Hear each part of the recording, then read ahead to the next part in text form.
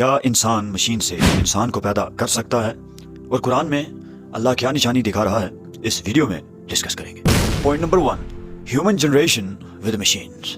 اس عمل کو active life warm technology کہتے ہیں۔ انسانوں پر یہ ٹیکنالوجیکل عمل کرنے سے پہلے 1996 میں یہ عمل مرغیوں اور جانوروں پر کیا گیا تھا۔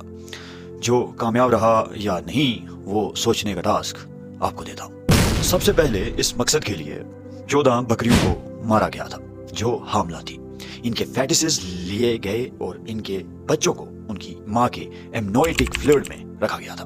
ایمنوئیٹک فلوئڈ وہ فلوئڈ ہے جو پیدائش کے وقت سراؤنڈ کرتا ہے، اور سائنٹسٹس نے 13 میں سے ایک بکری کو سکسیسفلی ڈیلیور کر دیا تھا، یعنی بچا لیا گیا تھا۔ تو 13 بکریوں کے بدلے ایک جان، whether it is a success or a failure, mention the common section۔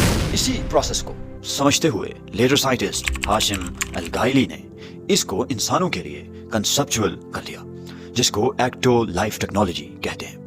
Scientist گائلی نے یہ سوچا کہ اس طرح کے ہزاروں آرٹیفیشل وارمز تیار کیے جائیں جو انسانی عورتوں کی طرح کام کریں۔ اس میں بیبی کو گروتھ اور وائرس فری انوائرمنٹ مل سکے۔ اس میں بیبی کو گروتھ اور وائرس فری انوائرمنٹ دینے کے لیے ایک ایمنوئیٹک فلوئڈ مارا جائے گا، جس کے بارے میں پہلے بتا چکا ہوں کہ وہ فلوئڈ جو پیدائش کے وقت وارم میں سراؤنڈ کرتا رہتا ہے۔ انسان کو مشین سے بنانے کے لیے ایمنوئیٹک فلوئڈ کو سمجھنا ضروری ہے، کیونکہ یہ ایک ایسی چیز ہے جو سائنٹسٹ کو مشکل میں ڈال سکتی ہے۔ ایمنوئیٹک فلوئڈ 2 چیزوں سے بنتا ہے، body water and baby urine, اور اسی وجہ سے بیبی کو مدر سے نیوٹرینٹس اینڈ گروتھ فیکٹرز ملتے ہیں۔ انسان کے جسم کے اندر جو پانی ہوتا ہے وہ بچے کے لیے ضروری ہوتا ہے۔ جیسے پیدا ہونے کے بعد H2O یعنی پانی کی انسانی جسم کو ضرورت ہوتی ہے، سائنٹسٹ گائلی نے اس پانی کو لیکٹڈ رنگر سولوشن سے ریپلیس کرنے کا سوچا۔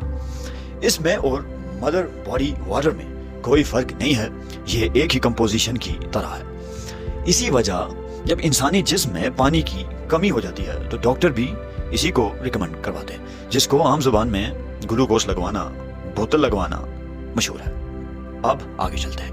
پورٹس کے اندر ملٹیپل مشینریز کنیکٹڈ ہوں گی، جیسے کہ 360 ڈگری کیمراز جو ہر وقت بچے کی نگرانی کر رہے ہوں گے، اور آپ بچے کے جسم پر ہونے والے ہر عمل کو اپنے موبائل فون کی سکرینز پر دیکھ سکیں گے۔ اس پورٹ میں اسپیکرز بھی ہوں گے جن کے ذریعے ماں کی آواز بچے کو سنائی جائے گی تاکہ وہ اپنی ماں کو پہچان سکے۔ اب ایک ماں اپنے بچے کو دیکھ بھی سکتی ہے، اسے لوری بھی دے سکتی ہے، یعنی کہ سانگ بھی سنا سکتی ہے۔ اس پورٹ پر ایک سینسر اس لیے لگایا جائے گا تاکہ بچے کی باڈی میں کتنا پانی ہے یہ جان سکیں گے، اور اسی کے ذریعے الیکٹرو کارڈیوگرام کا عمل بھی ہوگا، جس کو عام زبان میں ECG بولا جاتا ہے۔ اگر سب اوکے ہوا تو ٹھیک، نہیں تو آرٹیفیشل انٹیلیجنس کو پورٹ میں گھسانے کے بعد بچے کے جسم میں جتنے بھی فالٹس ہوں گے ان کو ڈھونڈ لیا جائے گا۔ اور ایک حیران کن بات یہ ہے کہ اس پوڈ میں بچے کو رکھنے سے پہلے پوڈ میں آرٹیفیشل انٹیلیجنس بنایا جائے گا، جس میں بچے کے پیرنٹس کی رجسٹریشن ہوگی، یعنی والدین کا DNA رجسٹرڈ ہوگا، تاکہ بچے کا ریکارڈ پوڈ کے ذریعے شروع سے آخر تک موجود رہے۔ اس سے بھی حیران کن بات یہ ہے کہ اگر کہیں لگے کہ DNA ویک ہے تو اس کو ایک مضبوط سیل سے ریپلیس کر دیا جائے اور بچہ ہیلدی پیدا ہوگا۔ 2 ٹینکس ان پوڈز کے ساتھ لگائے جائیں گے، ایک نیوٹریشن ٹینک ہوگا اور دوسرا بچے کے یورین کے لیے ویسٹ مینجمنٹ ٹینک ہوگا، جو بڑے بڑے پائپس کے ذریعے ان پوڈز کے ساتھ لگے گا۔ پوڈ میں آرٹیفیشل ایمبلیکل کورڈ بھی ہوگی جس کے ذریعے اس کو فیڈ کیا جائے گا۔ سائنٹسٹ کے مطابق اس طرح بیبی ایک سیف انوائرمنٹ میں پیدا ہوگا۔ یہاں تک تو سائنس نے اپنا مدعا رکھا۔ اب چلتے ہیں پوائنٹ نمبر 2 پر۔ سائنس اگر اللہ کو پہچاننے کا ذریعہ بنے تو ٹھیک، کیونکہ سائنس نعوذ باللہ یہ ثابت کرنا چاہتا ہے کہ اللہ نہیں ہے، اور اگر ہے تو جو کام وہ کر سکتا ہے نعوذ باللہ ہم بھی کر سکتے ہیں، جس کی بنیاد پر ایتھیسٹ وجود میں آئے۔ یہ بات یقینی ہے کہ جس نے قرآن نہیں پڑھا وہ گمراہ ہو گیا، کیونکہ سائنس کو اگر قرآن کے بغیر دیکھا جائے تو کوئی بھی دوسرا مذہب اور کتاب اس پر پورا نہیں اترتی جو اسلام اور قرآن اترتا ہے۔ سائنس نے بہت ایڈوانسمنٹ کی، لیکن اتنی ایڈوانسمنٹ ہونے کے بعد بھی کوئی انسان مشین سے پیدا کیوں نہیں ہو سکا؟ اس کی وجہ یہ آیت ہے سورہ حج آیت 73. لوگوں، ایک مثال بیان کی جاتی ہے، اسے غور سے سنو کہ جن لوگوں کو تم اللہ کے سوا پکارتے ہو وہ ایک مکھی بھی نہیں بنا سکتے اگرچہ اس کے لیے سب اکٹھے ہو جائیں.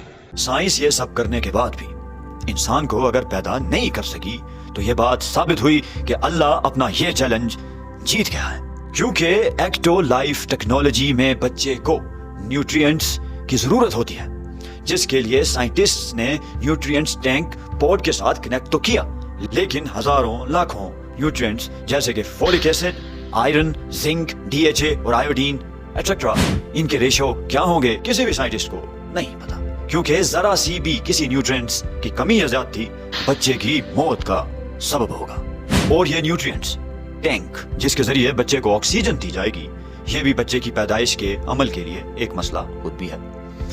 اس لیے میں یہ چیلنج کر کے دعویٰ کرتا ہوں کہ اگر سائنس کو سب مسائل کا حل بھی پتا چل جائے پھر بھی تم انسان نہیں بنا سکتے، کیونکہ حلیم یعنی علم رکھنے والی ذات صرف اللہ رب العزت کی ہے. اس لیے میں ایتھیسٹ کو جو خدا کا انکار کرتے ہیں ان کو چیلنج کرتا ہوں کہ انسان تو دور کی بات تم ایک مکھی بھی نہیں بنا سکو گے، کیونکہ الفاظ میرے ہیں لیکن چیلنج اللہ کا ہے.